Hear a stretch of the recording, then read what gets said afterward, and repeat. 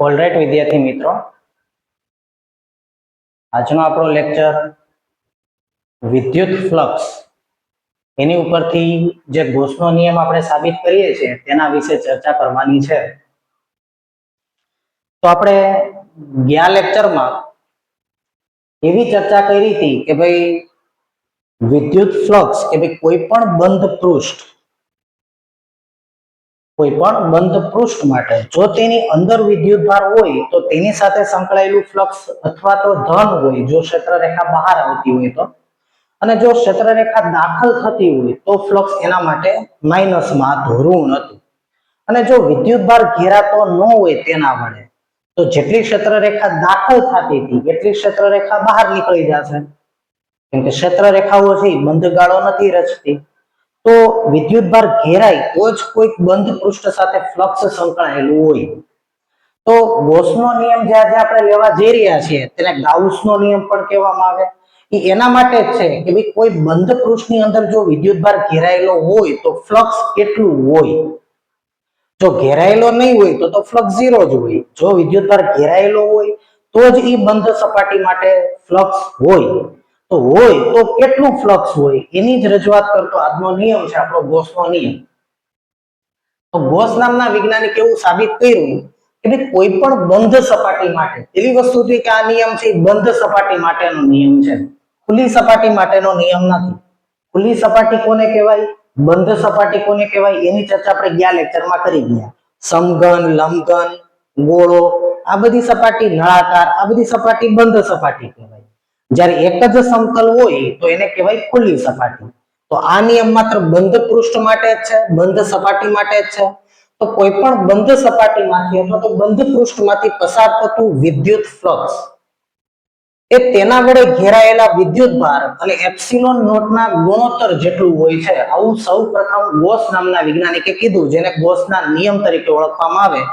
અને આ નિયમ પરીક્ષાની દ્રષ્ટિએ પણ ઘણો આઈએમપી નિયમ ગણી શકાય, પૂછાય એવો નિયમ છે કે કોઈ પણ બંધ સપાટીમાંથી પસાર થતું વિદ્યુત ફ્લક્સ કેટલું હશે, તો કે તેના વડે ઘેરાયેલો વિદ્યુતભાર એટલે કે એની અંદર રહેલો વિદ્યુતભાર, ટોટલ વિદ્યુતભાર અંદર કેટલો છે એનો બેઝિક સરવાળો કરી નાખો.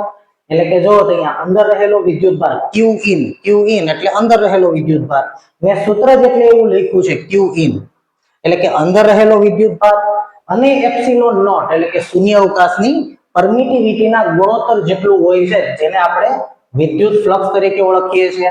અને જો આપણે એના સૂત્રને ડિફાઇન કરીએ તો સૂત્ર બનશે એનું phi બરાબર q in by epsilon naught. બોલો તો phi બરાબર q in by epsilon naught. તો આ ફ્લક્સ નું બીજું સૂત્ર થશે. પેલું સૂત્ર તો આપણે શીખી જ ગયા છે, એનું જનરલ સૂત્ર કે phi બરાબર શું થાય, જો અહીંયા મેં લખ્યું છે phi બરાબર ઇન્ટિગ્રેશન E dot ds. આપણે એનું જનરલ સૂત્ર પહેલા શીખી ગયા છે કે ભાઈ કોઈ પણ સપાટી સાથે સંકળાયેલું ફ્લક્સ phi બરાબર E dot ds.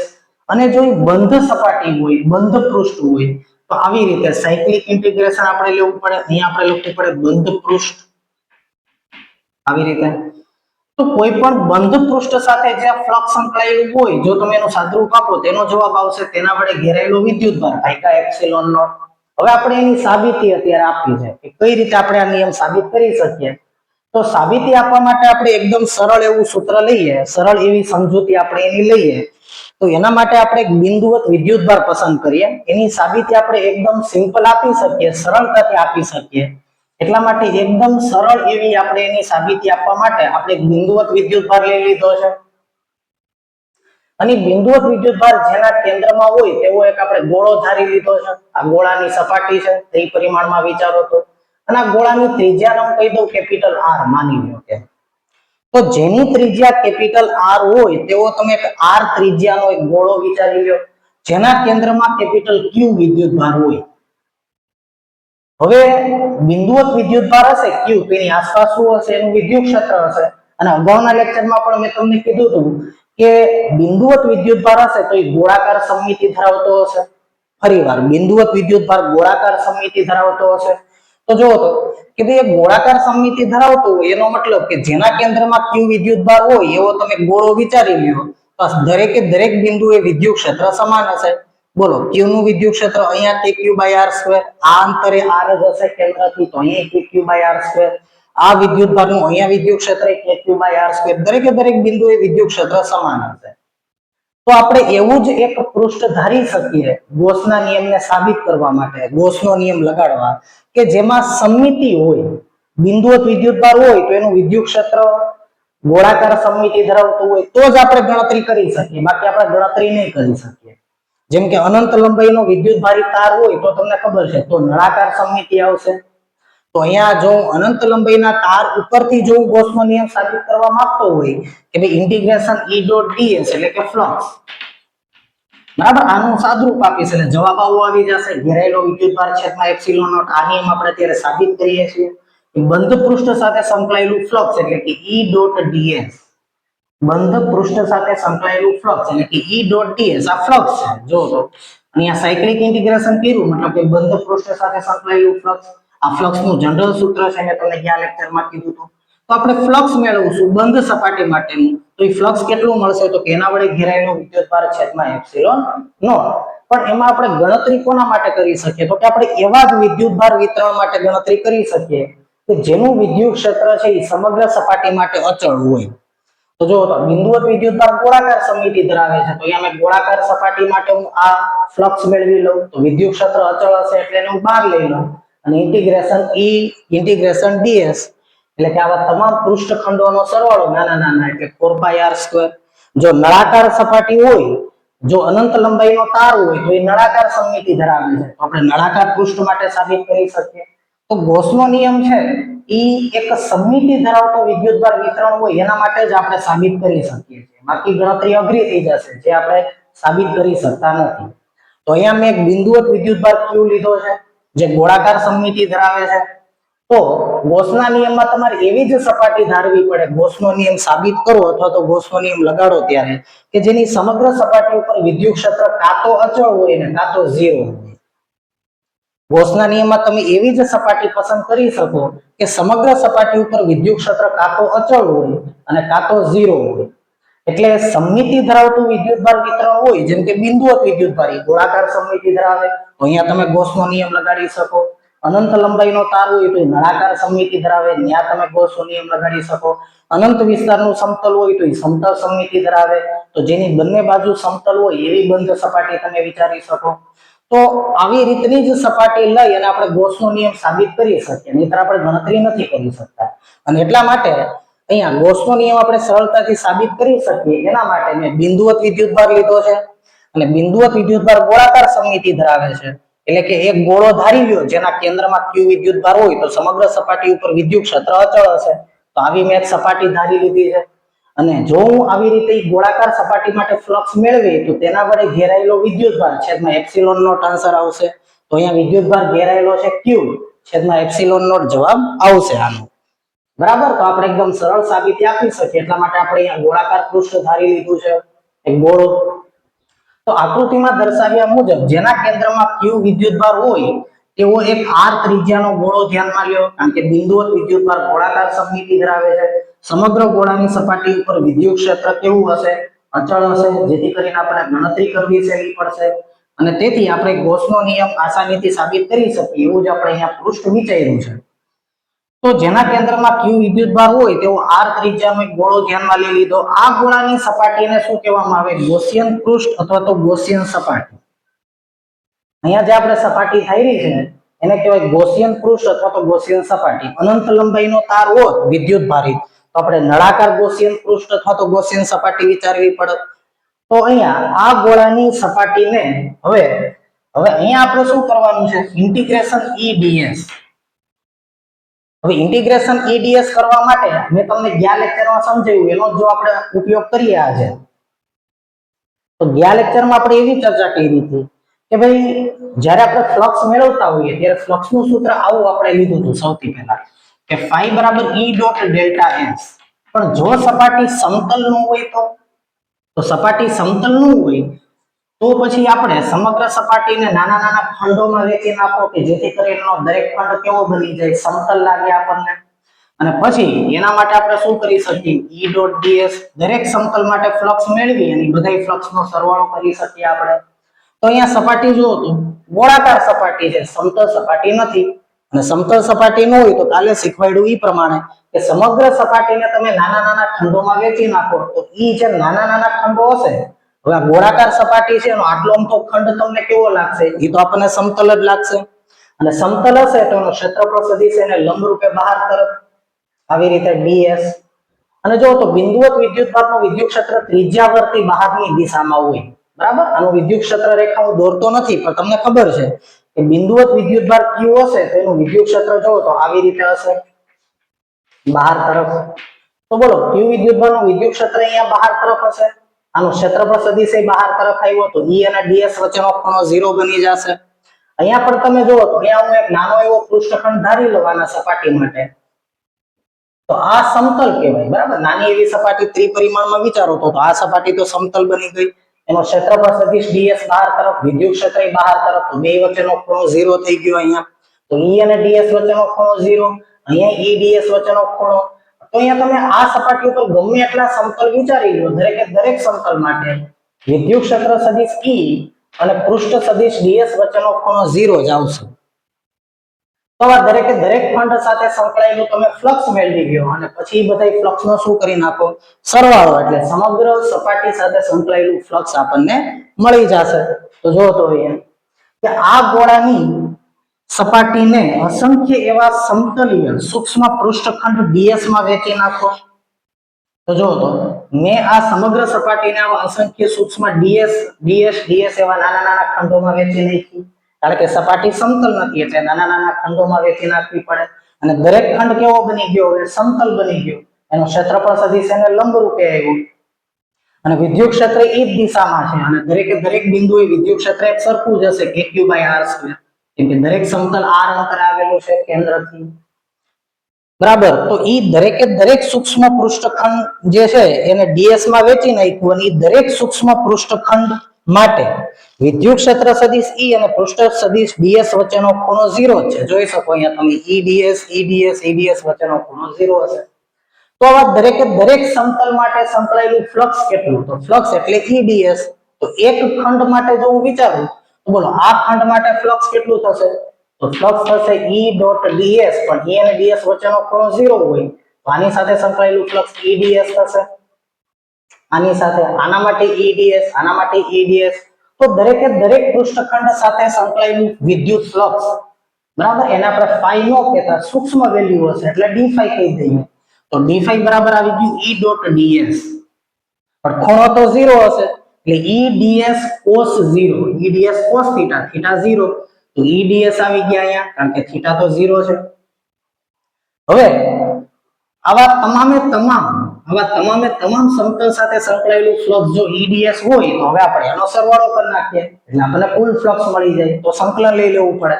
તો દરેક પૃષ્ઠખંડ સાથે સંકળાયેલું વિદ્યુત ફ્લક્સ d phi એટલે આટલું જ હશે. તો એનો સરવાળો કરી નાખીએ તો કુલ ફ્લક્સ મળી જાય. સરવાળો એટલે સંકલન. તો જો તો સંકલનમાં d phi અને d phi એટલે કેટલા? તો કે EDS. જો તો સંકલનમાં EDS સમગ્ર બંધ પૃષ્ઠ ઉપર. અને તેથી હવે અહીંયા E અચળ છે, દરેક સપાટી માટે E કેવા છે? અચળ છે. અને E અચળ હોવાથી એને બહાર લઈ લો. તો જો હું E ને બહાર લઈ લઉં તો અહીંયા આવી ગયું ઇન્ટિગ્રેશનમાં ds. હવે ds ની વેલ્યુ કેટલી થશે? યાદ કરો તો આવા તમામ ds નો સરવાળો કરો, 1 2 3 આવા તમામ ds નો સરવાળો કરો સમગ્ર ગોળા ઉપર. તો એનો ટોટલ સમતલ આવી જાય અને ગોળાનું ટોટલ સમતલ કેટલું થાય? 4πr². તો ઇન્ટિગ્રેશન ds એ કેટલું આવી ગયું? 4πr². અને E અચળ હશે દરેકે દરેક સપાટી માટે. E ની કિંમત કેટલી હશે? kq/r². k ની બદલે શું મૂકી દીધું આપણે? 1/4πε0 q/r², એટલે kq/r², બરાબર છે. એટલે E અચળ છે એટલે E ની કિંમત બહાર લઈ લીધી kq/r². અહીંયા 4πr² ds એટલે. અને જો તમે સાદુરૂપ આપો 4π ઉડી ગયા, r² ઉડી ગયા, તો જો તો q/ε0 ઘેરાયેલો વિદ્યુતભાર q છેદમાં ε0. તો અહીંયા આપણે ગોસનો નિયમ સાબિત કર્યો એમ કહેવાય કે સમગ્ર બંધ સપાટી માટે ઇન્ટિગ્રેશન E.ds જો આપણે કરીએ એટલે કે સમગ્ર બંધ સપાટી માટે જો આપણે ફ્લક્સ મેળવીએ ઇન્ટિગ્રેશન E.ds એટલે સમગ્ર બંધ પૃષ્ઠ સાથે સંકળાયેલું ફ્લક્સ, જો તમે એનું સાદુરૂપ આપો તો આન્સર શું મળે? ઘેરાયેલો વિદ્યુતભાર છેદમાં ε0. તો અહીંયા ગોસનો નિયમ સાબિત થયો જો તો કે કોઈ પણ બંધ સપાટીમાંથી બહાર આવતો વિદ્યુત ફ્લક્સ ફાઈ એ તેના વડે ઘેરાયેલો વિદ્યુત ભાર અને એપ્સિલોન નોટ ના ગુણોત્તર જેટલું હોય છે. તો જો તો ઘેરાયેલો વિદ્યુત ભાર Q ભાગ્યા એપ્સિલોન નોટ, તો Q બાય એપ્સિલોન નોટ જેટલો આન્સર આવ્યો. તો આવી રીતે કોઈ પણ બંધ સપાટી સાથે સંકળાયેલું વિદ્યુત ફ્લક્સ એ તેના વડે ઘેરાયેલો વિદ્યુત ભાર અને એપ્સિલોન નોટ ના ગુણોત્તર જેટલો એનો આન્સર આવે. આ તો ગોસનો નિયમ જે આપણે સાબિત કર્યો. તો જો આપણે આ નિયમને વ્યાપક રૂપે લખવો હોય તો હું આવું લખી શકું કે કોઈ પણ બંધ સપાટી સાથે સંકળાયેલું ફ્લક્સ એનું સૂત્ર શું થશે? તો કે કોઈ પણ બંધ સપાટી સાથે સંકળાયેલું ફ્લક્સ એટલે ફ્લક્સનું વ્યાપક સૂત્ર EDS. અહીંયા સાયક્લિક ઇન્ટિગ્રેશન એટલા માટે આવે છે કારણ કે બંધ પૃષ્ઠ છે એટલે, બાકી ફ્લક્સનું સૂત્ર તો ઇન્ટિગ્રેશન EDS. અને કેટલું હોય તો કે જો ઈ પૃષ્ઠ બંધ હોય તો Qin by epsilon naught. બરાબર? અને જો આપણે આને શબ્દોમાં બોલવું હોય તો આવું બોલી શકીએ કે બંધ પૃષ્ઠ ઉપરનું વિદ્યુત ક્ષેત્રનું પૃષ્ઠ સંકલન. અરે વાહ, વિદ્યુત ક્ષેત્રનું બંધ પૃષ્ઠ ઉપરનું પૃષ્ઠ સંકલન તે બંધ પૃષ્ઠ વડે ઘેરાયેલા વિદ્યુત ભાર અને એપ્સિલોન નોટ ના ગુણોત્તર જેટલું હોય. સાયન્ટિફિક લેંગ્વેજમાં આવી રીતે આપણે બોલી શકીએ કે વિદ્યુત ક્ષેત્રનું બંધ પૃષ્ઠ ઉપરનું પૃષ્ઠ સંકલન તે બંધ પૃષ્ઠ વડે ઘેરાયેલા વિદ્યુત ભાર અને એપ્સિલોન નોટ ના ગુણોત્તર જેટલું હોય. પણ વિદ્યાર્થી મિત્રો તમે E.ds ત્યારે જ કરી શકો છો કે જ્યારે વિદ્યુત ક્ષેત્ર સમગ્ર પૃષ્ઠ ઉપર કેવું હોય? અચળ હોય. બરાબર, 0 હોવું એ પણ અચળ જ હોવું કહેવાય. તો તમે એવું જ બંધ પૃષ્ઠ વિચારી શકો કે જેની સમગ્ર સપાટી ઉપર વિદ્યુત ક્ષેત્ર અચળ હોય. જો આની સમગ્ર સપાટી ઉપર વિદ્યુત ક્ષેત્ર અચળ હતું એટલે અહીંયા ઇન્ટિગ્રેશનમાં જો એને બહાર લાવી શક્યો. અને અચળ એટલે કેટલું હતું? KQ/R². તો એ અચળ વિદ્યુત ક્ષેત્ર હોવું જોઈએ તો જ તમે ગોસનો નિયમ લગાડી શકો. બાકી તમે ગોસનો નિયમ લગાડી શકતા નથી, તમે એનું સાદુરૂપ આપી જ નહીં શકો. અને એટલા માટે તમારે એવું વિદ્યુત ભારિત એવું તંત્ર હોવું જોઈએ વિદ્યુત ભારનું બનેલું કે જે સમમિતિ ધરાવતું હોય. મેં તમને પહેલા જ કીધું. તો તમે એનું જ વિદ્યુત ક્ષેત્ર ગોસના નિયમ ઉપરથી મેળવી શકો, અથવા તો ત્યાં તમે ગોસનો નિયમ લગાડી શકો. જેમ કે બિંદુવત વિદ્યુત ભારથી બનતું તંત્ર, અથવા તો અનંત લંબાઈના તાર ઉપર વિદ્યુત ભાર વિતરિત થયેલો હોય તો એ નળાકાર સમમિતિ ધરાવે. એટલે કે એ નળાકાર જો થાય એ તાર જેની અક્ષ બને આ રીતે અનંત લંબાઈનો તાર હોય તો અગાઉ મેં તમને કીધું એમ કે તાર જેની અક્ષ હોય આવો તમે એક નળાકાર વિચારી લો તો નળાકારની વક્ર સપાટી ઉપર વિદ્યુત ક્ષેત્ર અચળ હોય તો તમે અહીંયા આ ગોસનો નિયમ લગાડી અને સાદુરૂપ આપી શકો આવી રીતે. અનંત વિસ્તારનું સમતલ હોય તો એ કેવી સમમિતિ ધરાવે? સમતલ સમમિતિ ધરાવે. તો જો અનંત વિસ્તારનું સમતલ હોય એની ઉપર વિદ્યુત ભાર વિતરિત થયેલો હોય તેનું વિદ્યુત ક્ષેત્ર આ રીતે હશે. અહીંયા તમે એક લંબઘન પૃષ્ઠ વિચારી શકો છો તો તમે અહીંયા એની ગણતરી કરી શકો, ગોસનો નિયમ લગાડી શકો, EDS ની ગણતરી કરી શકો. તો જવાબ આવશે ઘેરાયેલો વિદ્યુત ભાર છેદમાં એપ્સિલોન નોટ. તો સમમિતિ ધરાવતું વિદ્યુત ભાર વિતરણ હોય ત્યાં તમે ગોસના નિયમ ઉપરથી ગણતરી કરી શકશો. જો અનિયમિત રીતે વિદ્યુત ભાર વિતરિત થયેલો હશે તો તમે જે બંધ પૃષ્ઠ ધારી લેશો ગોસનો નિયમ લગાડવાનો, એટલે કે જેને તમે શું કીધું છે? ગોસિયન પૃષ્ઠ અથવા તો ગોસિયન સપાટી, કે જ્યાં તમે EDS કરવાના છો, જેમાંથી બહાર આવતું ફ્લક્સ તમે મેળવવાના છો. જે સપાટીમાંથી બહાર આવતું ફ્લક્સ તમે મેળવશો એ બહાર આવતા ફ્લક્સની તમે ગણતરી કરી શકશો નહીં. માત્ર સમમિતિ ધરાવતા વિદ્યુતભાર વિતરણ માટે જ તમે ફ્લક્સ શોધી શકો છો. અને એટલા માટે આપણે આ જે સાબિત કરશું આ માત્ર ને માત્ર આપણે કોના માટે સાબિત કરી શકીએ? સમમિતિ ધરાવતા વિદ્યુતભાર વિતરણ માટે. ઓકે વિદ્યાર્થી મિત્રો, તો આ તો આપણો ગોસનો નિયમ, વેરી મોસ્ટ આઈએમપી નિયમ તરીકે આને ઓળખી શકાય. પરીક્ષામાં પૂછાય એવો નિયમ કહેવાય. હવે ગોસનો નિયમ છે મેં તમને કીધું એમ કે કોના માટે લાગુ પડશે? તો કે માત્ર સમમિતિ ધરાવતા વિદ્યુતભાર વિતરણ માટે જ લાગુ પડશે. ગમે એ વિદ્યુતભાર વિતરણ માટે લાગુ નહીં પડે. આ એક એની મર્યાદા છે. પછી બીજું કે ગોસના નિયમની અંદર આપણે અહીંયા થોડુંક ડિટેલમાં જોઈએ તો જો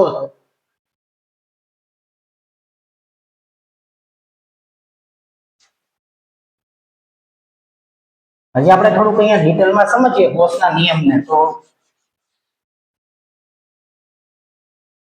આપણે આવું કહી શકાય કે માની લો કે એક બંધ ગોળાકાર પૃષ્ઠ હતું, એમાં વિદ્યુતભાર અહીંયા હતો.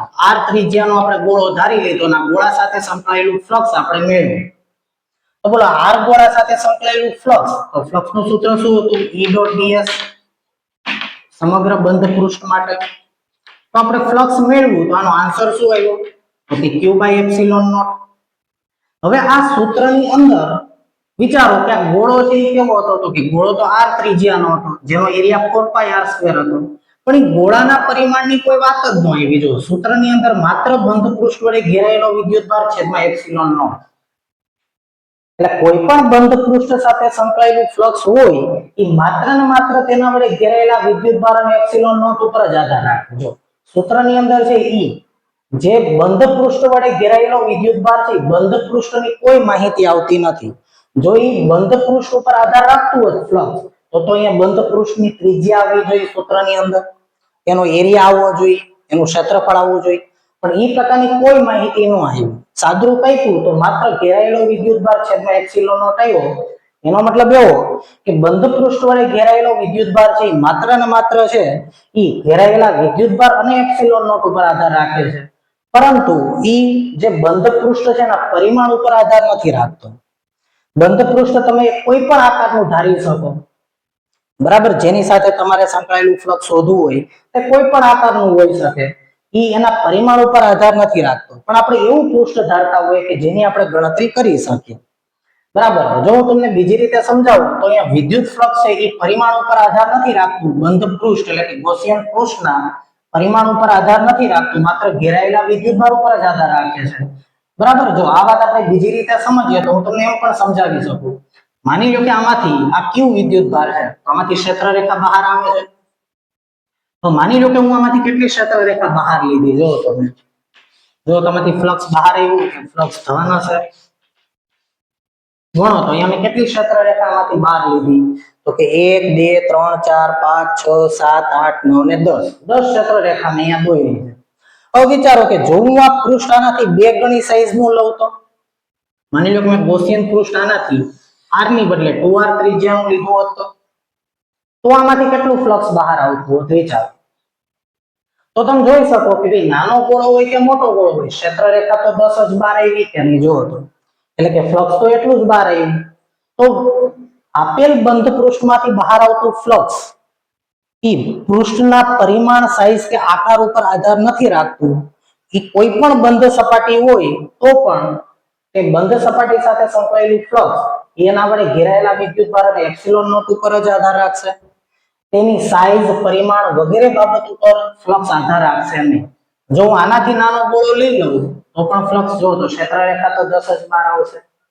અને હું તો તમને ત્યાં સુધી કહું કે તમે કોઈ પણ આકારનું બંધ પૃષ્ઠ ધારી લ્યો અને એની અંદર જો તમે q વિદ્યુતભાર મૂકી દીધો તો આમાંથી તો કેટલી ક્ષેત્ર રેખા બહાર આવે, 10 ક્ષેત્ર રેખા બહાર આવે. બરાબર, માની લો કે 10 ક્ષેત્ર રેખા બહાર આવી.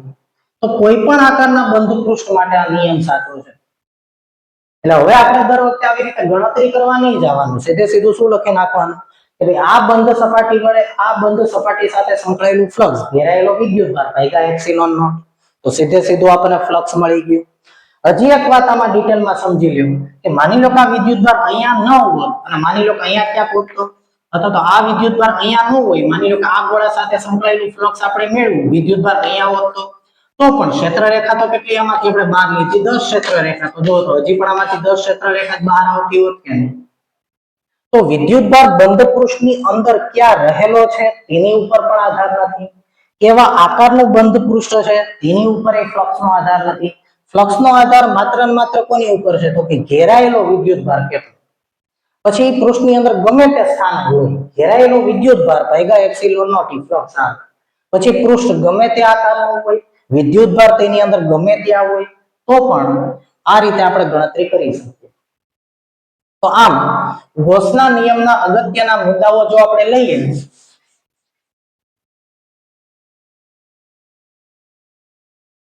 તો હવેનો આપણો પ્રશ્ન છે ગૌસના નિયમના અગત્યના મુદ્દા.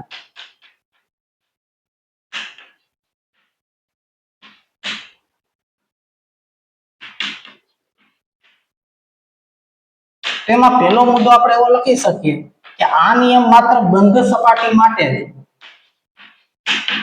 માત્ર બંધ સપાટી એટલે કે બંધ પૃષ્ઠ માટે, બંધ સપાટી માટે સાચો છે.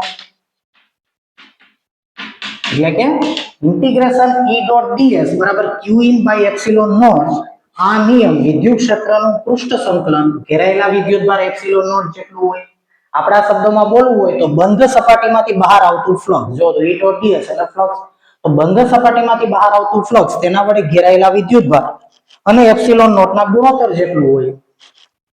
આ નિયમ માત્ર ને માત્ર કોના માટે સાચો છે? બંધ સપાટી માટે સાચો છે. બીજું કે બંધ સપાટી કેવી હોવી જોઈએ? તો કે કોઈ પણ આકારની બંધ સપાટી માટે આ નિયમ સાચો છે. કોઈ પણ આકારના બંધ પૃષ્ઠ અથવા તો બંધ સપાટી માટે આ નિયમ સત્ય છે.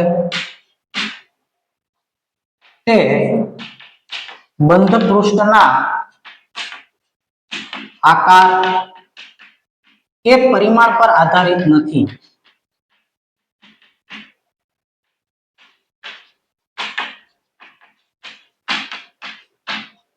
બરાબર, તો બીજો મુદ્દો આ થયો. ત્રીજો મુદ્દો મેં તમને એવું કીધું હતું કે ગોસનો નિયમ E ડોટ ds બરાબર તમે શું સાબિત કરવાના છો? તો કે q in by epsilon naught ઘેરાયેલો વિદ્યુતભાર ભાગ્યા એપ્સિલોન નોટ. પણ તમે સાબિત તો જ કરી શકશો કે જો તમે આની ગણતરી કરી શકો. તમે આની ગણતરી ક્યારે કરી શકો? જો વિદ્યુત ક્ષેત્ર અચળ હોય તો તમે એને બહાર લઈ શકો, તો તમે ગણતરી કરી શકશો. તો આપણે ગણતરી કોના માટે કરી શકીએ છીએ? ગોસનો નિયમ આપણે ક્યાં લગાડી શકીએ છીએ? કેવા કેસમાં આપણે ગોસનો નિયમ સાબિત કરી શકશું આ રીતે? તો કે માત્ર સમમિતિ ધરાવતા વિદ્યુતભાર વિતરણ માટે જ ગોસનો નિયમ આપણે લાગુ પાડી શકીએ છીએ. આશે તો ઘેરાયેલો વિદ્યુતભાર ભાગ્યા એપ્સિલોન નોટ, એટલે આપણે સીધે સીધો આન્સર લખી નાખવાનો કે કોઈ પણ આકારનું બંધ પૃષ્ઠ હોય તો તેની સાથે સંકળાયેલું ફ્લક્સ કેટલું હોય? તો કે ઘેરાયેલા વિદ્યુતભાર ભાગ્યા એપ્સિલોન નોટ જેટલું. સીધે સીધો આન્સર આપણે લખી શકીએ કેમ કે નિયમ છે. પણ એ આપણે સાબિત નહીં કરી શકીએ, આપણે સીધે સીધું લખી નાખવાનું. જો આપણે એ નિયમને સાબિત કરવો હોય, એ નિયમને આપણે લાગુ પાડવો હોય તો સમમિતિ ધરાવતું જ વિદ્યુતભાર વિતરણ હોય તો જ આપણે એ નિયમને સાબિત કરી શકીએ છીએ. બાકી આપણે એકવાર આના માટે સાબિત કરી નાખ્યું એટલે દરેક માટે સાબિત કરી શકીએ છીએ. આપણે સમજી લીધું અહીંયા કે કોઈ પણ આકારના બંધ પૃષ્ઠ માટે આ વાત સાચી છે, આપણે સીધે સીધું લખી નાખીએ છીએ, લોજિકલી સમજી શકીએ છીએ, પણ આપણે સાબિત કરી શકતા નથી. બરાબર, એટલે આ સાબિતી માત્ર કોના માટે આપણે આપી શકીએ છીએ? માત્ર તો કે સમમિતિ ધરાવતા વિદ્યુતભાર વિતરણ માટે. તો અહીંયા હું એવું લખું કે માત્ર સમમિતિ ધરાવતા વિદ્યુતભાર વિતરણ માટે જ સમમિતિ ધરાવતા વિદ્યુતભાર વિતરણ માટે જ આ નિયમ લાગુ પાડી શકાય છે.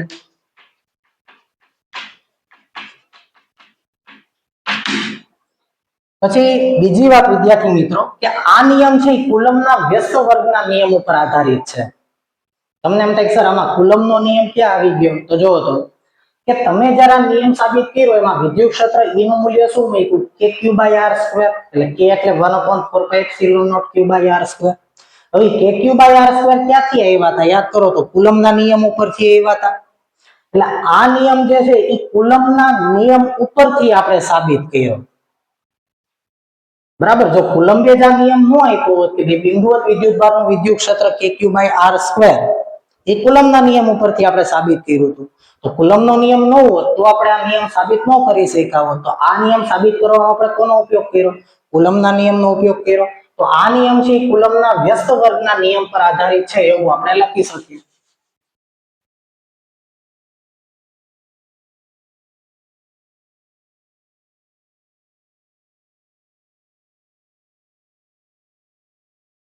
આ નિયમ કુલમના વ્યસ્ત વર્ગના નિયમ પર આધારિત છે.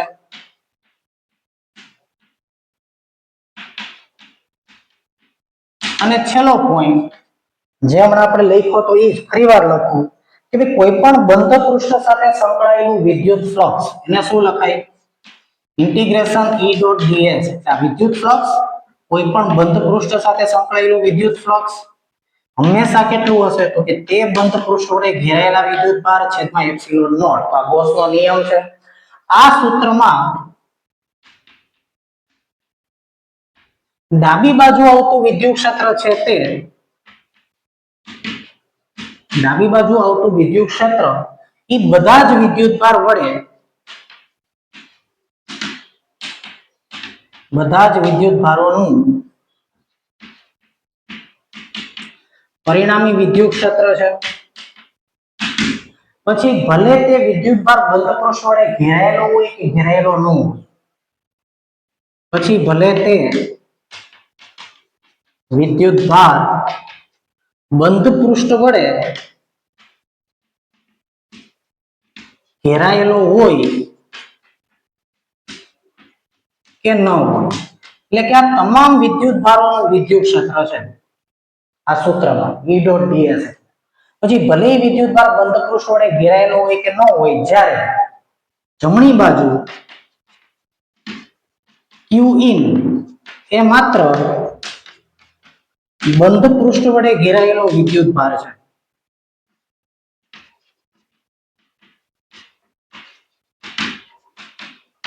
q in શું છે? માત્ર બંધ પૃષ્ઠ વડે ઘેરાયેલો વિદ્યુત ભાર. ત્યાં જે વિદ્યુત ભાર ઘેરાયેલો નથી એને ધ્યાનમાં નથી લેવાનો. જ્યારે ડાબી બાજુ જે વિદ્યુત ક્ષેત્ર છે એ બંધ પૃષ્ઠ વડે ઘેરાયેલા નથી, એ વિદ્યુત ભારનું વિદ્યુત ક્ષેત્ર ધ્યાનમાં લેવાનું છે. અને જે વિદ્યુત ક્ષેત્ર બંધ પૃષ્ઠ વડે ઘેરાયેલું છે તેનું પણ વિદ્યુત ક્ષેત્ર ધ્યાનમાં લેવાનું છે. તો ડાબી બાજુ આવતું વિદ્યુત ક્ષેત્ર તમામ વિદ્યુત ભારોનું વિદ્યુત ક્ષેત્ર છે. પછી ભલે વિદ્યુત ભાર બંધ પૃષ્ઠ વડે ઘેરાયેલો હોય કે ન હોય. હવે જો તો આ થોડુંક તમને સેન્ટેન્સ છે, આ મુદ્દો એ થોડોક તમને સમજવામાં તકલીફ કરે, તો જો તો આ મુદ્દો હું તમને એક વસ્તુ સાબિત કરીને બતાવું થોડી. જો તો અહીંયા આ મુદ્દાને આપણે સાબિત કરીએ સમજવા માટે. માની લ્યો કે હું અહીંયા 3 વિદ્યુત ભાર લઈ લઉં. માનો કે એક બંધ પૃષ્ઠ છે, ગોળાકાર જ લઈ લઈએ. ચાલો અનિયમિત આકારનું પણ આપણે લઈ શકતા હતા, અહીંયા હું ગોળાકાર લઈ લઉં. માનો કે અહીંયા વિદ્યુત ભાર Q1 છે, ઘેરાયેલો નથી, એની વિદ્યુત ક્ષેત્ર રેખા આવી રીતે હશે. તમે જાણો છો એની હારે સંકળાયેલું ફ્લક્સ 0 હશે. ચાલો એની હારે સંકળાયેલું ફ્લક્સ મેળવો તો એ ફ્લક્સ ને કેમ લખાય? બંધ પૃષ્ઠ E1 ડોટ ds આવી રીતે. તો જો આ બંધ પૃષ્ઠના લીધે, આ વિદ્યુત ભારના લીધે બંધ પૃષ્ઠ સાથે સંકળાયેલું વિદ્યુત ફ્લક્સનું સૂત્ર શું છે? E1 dot ds. કઈ રીતે તમે E1 ડોટ ds કરશો તો મને તો કે પહેલા તમે છે સમગ્ર બંધ ગોળો જે છે ને નાના નાના ખંડોમાં વહેંચી નાખશો, અને દરેકે દરેક ખંડ માટે શું કરશો? તમે EDS EDS EDS અને પછી બધાનો સરવાળો કરશો, એટલે સંકલનમાં EDS. તો વિચારવા ડાબી બાજુના પદો છે ત્યાં એના ક્ષેત્રફળ સદિશ બહાર તરફ આવશે અને વિદ્યુત ક્ષેત્ર રેખા અંદર આવશે, એટલે ખૂણો 90 થી મોટો થશે. એટલે આ બાજુની સપાટી માટે ફ્લક્સ ઋણ આવશે અને આ બાજુની સપાટી માટે ફ્લક્સ ધન આવશે. તો આ તમામ પદોનો સરવાળો કરશો તો અડધા માઈનસ અડધા પ્લસ, ઓવરઓલ સરવાળો શું થઈ જશે? 0. આનું ફ્લક્સ 0 આવ્યું. અથવા તો જેટલી ક્ષેત્ર રેખા દાખલ થઈ એટલી ક્ષેત્ર રેખા બહાર આવી. તો જો તો Q1 નું વિદ્યુત ક્ષેત્ર તમે ક્યાં ક્યાં બિંદુએ મેળવ્યું? તો કે Q1 નું વિદ્યુત ક્ષેત્ર છે E તમે આ દરેકે દરેક સપાટી માટે મેળવ્યું, EDS EDS EDS. એટલે આ વિદ્યુત બિંદુવત વિદ્યુત ભારનું વિદ્યુત ક્ષેત્ર આ બધા બિંદુઓએ 0 નથી, યાદ રાખજો. તમે એવું માનો છો કે ભાઈ ફ્લક્સ 0 એટલે વિદ્યુત ક્ષેત્ર 0. વિદ્યુત ક્ષેત્ર 0 નથી, ફ્લક્સ 0 છે. વિદ્યુત ક્ષેત્ર નામની રાશિ 0 નથી. જો તમે ડાબી બાજુના ખંડોને નાના નાના ખંડોમાં વહેંચી નાખો તો હમણાં આપણે વહેંચ્યા હતા, તો એ દરેકે દરેક ખંડ માટે વિદ્યુત ક્ષેત્ર 0 નથી. તમે EDS મેળવશો તો એ બધા માઈનસમાં મળશે, 0 નહીં થાય. અને આ બાજુની સપાટી માટે પ્લસમાં મળશે અને એ બધાયનો સરવાળો 0 આવે. એટલે બિંદુવત વિદ્યુત ભારનું વિદ્યુત ક્ષેત્ર અહીંયા માઈનસમાં અને અહીંયા વિદ્યુત ક્ષેત્ર અહીંયા શૂન્ય નથી, અહીંયા વિદ્યુત ક્ષેત્ર શૂન્ય નથી. આ બાજુની સપાટી માટે EDS જેવા પદો માઈનસમાં મળશે, અહીંયા EDS જેવા પદો પ્લસ મળશે અને એનો સરવાળો 0 થયો એટલે ફ્લક્સ 0 થયું. હવે એક બીજો વિદ્યુત ભાર Q2 અહીંયા મૂકી દઉં અને એના માટે હું EDS કરું. બોલો આમાંથી ક્ષેત્ર રેખા બહાર નીકળતી હશે. આના લીધે હું આ બંધ સપાટી સાથે સંકળાયેલું ફ્લક્સ મેળવું તો બંધ પૃષ્ઠ આની હારે સંકળાયેલું ફ્લક્સ કઈ રીતે મળે? તો કે E2 ડોટ ds આપણા સૂત્ર પ્રમાણે. આપણે જાણીએ છીએ ફ્લક્સ કેટલું મળશે, હમણાં જ આપણે સાબિતી આપી ગયા કે Q2 બાય એપ્સિલોન નોટ, ઘેરાયેલો વિદ્યુત ભાર છેદમાં એપ્સિલોન નોટ. હજી હું એક અહીંયા વિદ્યુત ભાર Q3 લઈ લઉં તો એના લીધે સંકળાયેલું ફ્લક્સ કેટલું હશે? તો કે આ બંધ પૃષ્ઠ સાથે સંકળાયેલું ફ્લક્સ E3 ડોટ ds બરાબર Q3 બાય એપ્સિલોન નોટ. તો ચાલો હવે આપણે આ ત્રણે ત્રણ વિદ્યુત ભારો છે એની સાથે સંકળાયેલું જો મારે ફ્લક્સ મેળવવું હોય તો કુલ ફ્લક્સ કેટલું, ત્રણે ત્રણ વિદ્યુત ભારોના લીધે મેં ફ્લક્સ મેળવ્યું, પેલું ફ્લક્સ આના લીધે, બીજું ફ્લક્સ અને ત્રીજું ફ્લક્સ, તો ટોટલ ફ્લક્સ કેટલું થાય કરો તો ઇન્ટિગ્રેશન, હાલો ડાબી બાજુનો ડાબી બાજુ વાળા સરવાળો E1 plus E2 plus E3 બધાયનો સરવાળો કરીશું, ડોટ ds કોમન કાઢી લીધા એટલે, અને E1 E2 E3 એટલે તો પરિણામી વિદ્યુત ક્ષેત્ર, એને હું આમ લખી શકું EDS બંધ પૃષ્ઠ માટે, બરાબર. એટલે આનો સરવાળો છે આ આવ્યો, અને જમણી બાજુ શું આવ્યું તો કે જમણી બાજુ 0 q2 by epsilon naught q3 by epsilon naught, તો q2 plus q3 by epsilon naught. હવે તમે જોવો તો કે અહીંયા તંત્રની અંદર ત્રણ વિદ્યુત ભારો મેં ધ્યાનમાં લીધા, અને ત્રણ વિદ્યુત ભારો માટે મેં સંકલનમાં EDS કર્યું, તો જો આ સંકલનમાં EDS એટલે રિયલમાં શું, જો તો આ જેટલા પણ વિદ્યુત ભારો છે એ બધાનું પરિણામી વિદ્યુત ક્ષેત્ર છે, અને આ જે પરિણામી વિદ્યુત ક્ષેત્ર E છે એ કોનું કોનું છે, જો તો પહેલાનું છે, બીજાનું છે અને ત્રીજાનું છે. જો પહેલાનું વિદ્યુત ક્ષેત્ર આ છે, બીજાનું વિદ્યુત ક્ષેત્ર આ, ત્રીજાનું વિદ્યુત ક્ષેત્ર, તો ત્રણે ત્રણના વિદ્યુત ક્ષેત્ર આવ્યા. તો જો E એટલે કોનું કોનું વિદ્યુત ક્ષેત્ર, તો કેવા તમામ વિદ્યુત ભારોનું વિદ્યુત ક્ષેત્ર કે જે બંધ પૃષ્ઠ વડે ઘેરાયેલા છે એ પણ અને જે નથી ઘેરાયેલા એ પણ. પણ જમણી બાજુમાં જે વિદ્યુત ભાર આવ્યો એ તો જો તો માત્ર ને માત્ર બંધ પૃષ્ઠ વડે ઘેરાયેલો વિદ્યુત ભાર જ આવ્યો, જો જે ઘેરાયો નથી એ વિદ્યુત ભાર તો આમાં કે આવ્યો જ નહીં. એટલે આને હું શું લખી શકું, qin by epsilon naught ઘેરાયેલો વિદ્યુત ભાર. તો આમ સંકલનમાં EDS બરાબર qin by epsilon naught ની અંદર, પાછા અહીંયા આવી જાવ તો EDS qin by epsilon naught પદની અંદર E એટલે એવું તમામ વિદ્યુત ભારોનું વિદ્યુત ક્ષેત્ર કે જે તંત્રની અંદર હાજર છે, ભલે તે બંધ પૃષ્ઠ વડે ઘેરાયેલા હોય તોય ભલે, ન હોય તોય ભલે, એ તમામ વિદ્યુત ભારોના વિદ્યુત ક્ષેત્ર મેળવી અને એનું આ પરિણામી વિદ્યુત ક્ષેત્ર છે. એ તમામ વિદ્યુત ભારોનું શું છે, આ પરિણામી વિદ્યુત ક્ષેત્ર છે. તમામ વિદ્યુત ભારોનું વિદ્યુત ક્ષેત્ર છે. પછી બંધ પૃષ્ઠ વડે ઘેરાયેલા હોય તો પણ ભલે, ઘેરાયેલા ન હોય તોય ભલે. અને qn એટલે કયો વિદ્યુત ભાર, જે માત્ર ને માત્ર બંધ પૃષ્ઠ વડે ઘેરાયેલો હોય તે વિદ્યુત ભાર અહીંયા તમારે લખવાનો છે છેદમાં એપ્સિલોન નોટ. તો આવી રીતે વિદ્યાર્થી મિત્રો ગૌસના નિયમને લગતા અગત્યના 5 મુદ્દાઓ હતા જેની આપણે ચર્ચા કરી. એમાં પાંચમો મુદ્દો હતો એ મેં તમને અહીંયા સાબિત પણ કરાવ્યો કે એને આપણે કઈ રીતે સમજી શકીએ કે રિયલમાં એ મુદ્દો શું કહેવા માંગ્યો છે. તો અહીંયા વિદ્યાર્થી મિત્રો આપણે ગૌસનો નિયમ પૂરો કર્યો.